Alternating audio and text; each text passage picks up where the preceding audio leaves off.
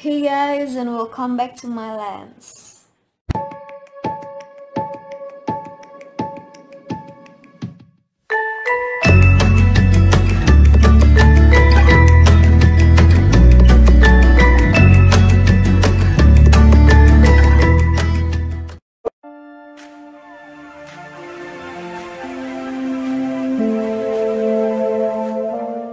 Hari-hari pertama kita menjalani WFH atau tinggal di rumah saja mungkin jadi pengalaman sulit bagi sebagian dari kita.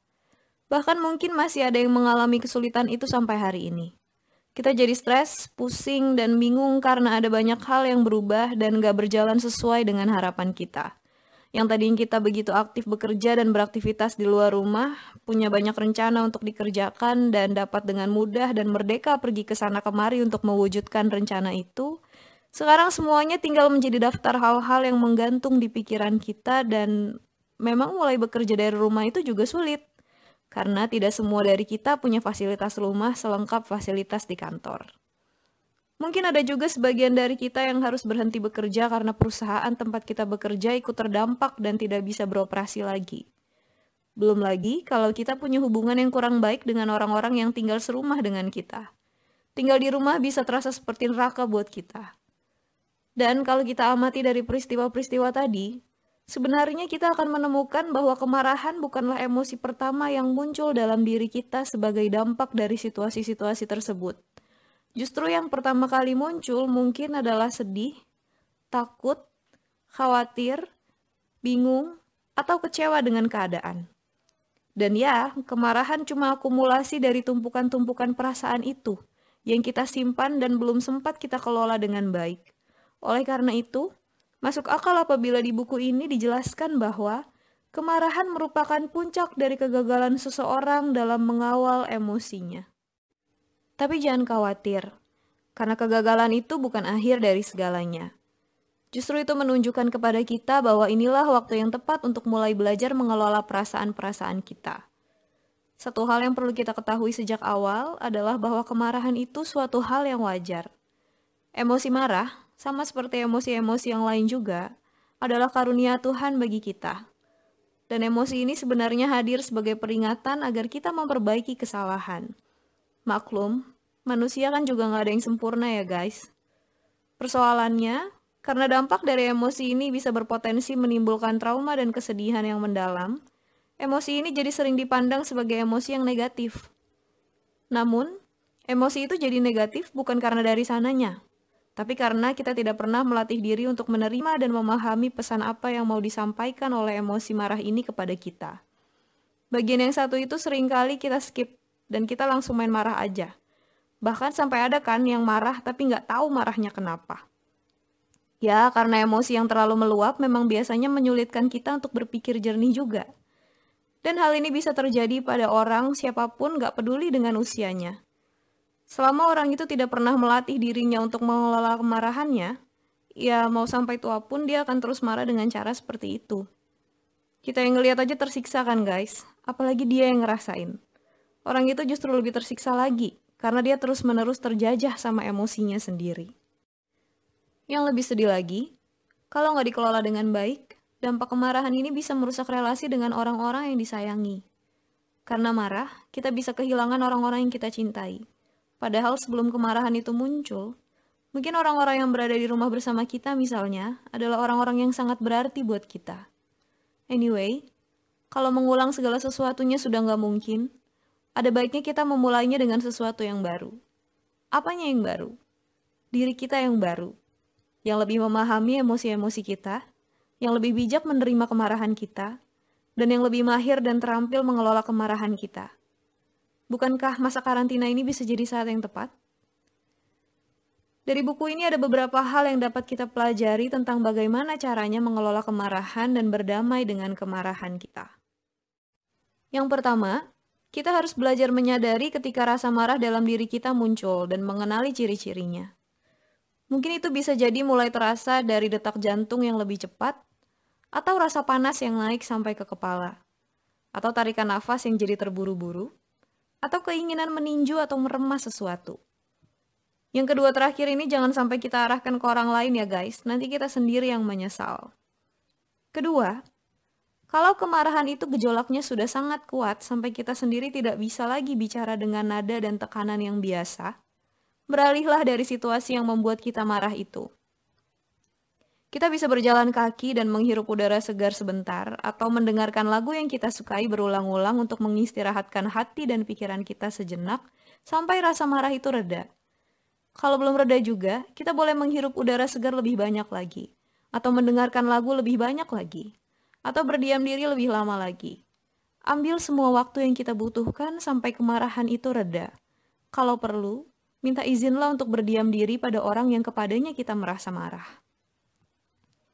Ketiga, kalau kemarahan kita sudah mulai mereda, setidaknya sampai level di mana kita sudah bisa mulai berpikir jernih dan ada ruang untuk logika kita berbicara, cobalah bertanya pada diri sendiri. Apa hal utama yang menyebabkan kita marah? Kesalahan apa yang terjadi di sana? Atau hal apa persisnya yang berjalan tidak sesuai dengan keinginan kita? Keempat, kalau kita sudah mengerti apa yang menyebabkan kita marah, kita dapat kembali ke situasi kita dan bernegosiasi dengan orang atau keadaan yang membuat kita marah itu. Adakah hal-hal yang dapat dilakukan untuk membuat segala sesuatunya jadi lebih baik? Jangan coba lakukan ini kalau kemarahan kita belum reda ya guys, karena percuma saja. Nantinya kita akan jadi marah lagi. Kita perlu jujur pada diri sendiri dalam melihat apakah kemarahan kita sebenarnya sudah selesai atau belum.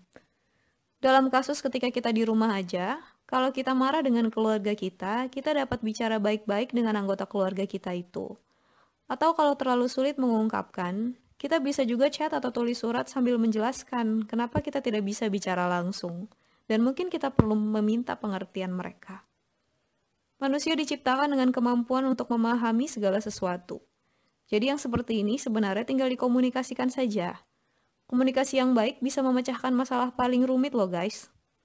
Malah seringkali setelah berkomunikasi, justru ada hal-hal yang bisa kita pelajari yang kita nggak duga sebelumnya. Seperti misalnya bahwa anggota keluarga kita itu sebenarnya sama-sama menderita juga selama WFH, dan dia butuh dihibur. Atau bahwa sesuatu yang mereka lakukan buat kita yang kita nggak bisa terima itu justru awalnya dilakukan dengan niat baik, karena mereka menyayangi kita. Kalau begini kan semuanya tinggal diobrolin sedikit. Dan kita bisa menemukan apa yang perlu diperbaiki supaya rumah kita jadi tempat yang nyaman untuk kita tinggali bersama. Oleh karena itu, bicaralah dengan rendah hati, jangan dengan ketakutan atau intimidasi. Kelima, akui kelemahan kita dan hindari hal-hal yang membuat kita marah. Well, mungkin salah satu beban terberat kita muncul karena kita masih hidup dalam kultur yang melihat bahwa yang baik itu yang sabar. Orang baik itu nggak pernah marah, dan marah itu nggak boleh. Padahal, marah itu berguna untuk memperbaiki kesalahan, dan perlu kita terima serta kelola dengan baik dengan langkah-langkah tadi. Dan mungkin dalam situasi itu, ada juga bagian di mana kita ikut andil dalam memicu kemarahan kita sendiri. Sekali lagi, manusia nggak ada yang sempurna. Kita akan lebih damai kalau bisa mengakui kelemahan kita dan kedepannya dengan bijak menghindari melakukan kelemahan itu sehingga kita tidak menyebabkan situasi yang buruk tadi terjadi. Rumah baru bisa jadi nyaman kalau setiap orang yang ada di dalamnya merasa diterima dan bisa menjadi diri mereka sendiri, dengan semua emosi yang ada. Oleh karena itu, bijak-bijaklah agar emosi kita gak menguasai kita dan membuat diri kita sendiri dan orang lain di rumah kita menjadi gak nyaman juga. Mari kita jaga rumah kita supaya tetap nyaman untuk ditinggali. Selamat berdamai dengan kemarahan. Halo teman-teman semua, semoga kalian semua berada dalam keadaan sehat dan baik ya. Video kali ini agak beda teman-teman. Sebenarnya gue masih punya beberapa buku di dalam list untuk gue review, tapi karena gue sadar bahwa kita semua saat ini sedang berada dalam pandemi COVID-19 bersama-sama, dan gue merasa perlu melakukan sesuatu tentang itu. Dan karena yang biasa gue lakukan adalah mereview buku, jadi gue awalnya berniat untuk mencari buku tentang COVID-19 untuk gue review dan infonya nantinya gue share gitu ke teman-teman semua. Tapi setelah gue pikir-pikir, karena gue bukan orang yang pernah sekolah di bidang medis, jadi kalau misalnya nantinya gue membagikan info tentang itu, gue takut gue gak bisa mempertanggungjawabkannya. Akhirnya gue mengurungkan niat itu dan gue mencari hal lain untuk dibagikan.